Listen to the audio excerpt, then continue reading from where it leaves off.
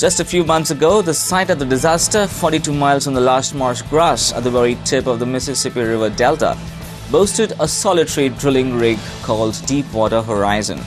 Now that rig rests upside down in the mud at the bottom of the Gulf, and in its place is a roaring industrial complex, an emergency operation unlike anything in the history of the petroleum industry.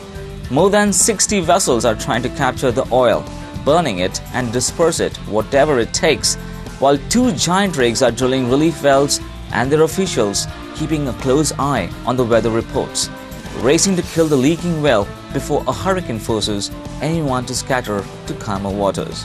Gazprom, Russia's gas export monopoly, said a gas war with Belarus has ended up after mutual debts were paid, dismissing a threat from Belarus President Aleksandr Lukashenko to halt oil and gas shipments to Europe.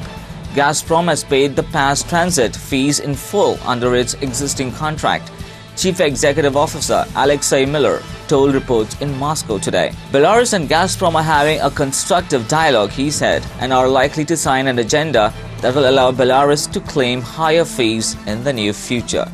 The catastrophic Gulf oil leak in the Gulf of Mexico serves as a stark reminder that the United States needs a workable and comprehensive energy policy. As a nation, we have failed to address our unsustainable energy demands. Alaska and in future decades will continue to become an oil state. It produces about 8% of all oil coming from the US wells, second only to Texas. Even still, no other state has the potential to provide as much secure energy as Alaska, with its deep reserves of oil, natural gas and coal.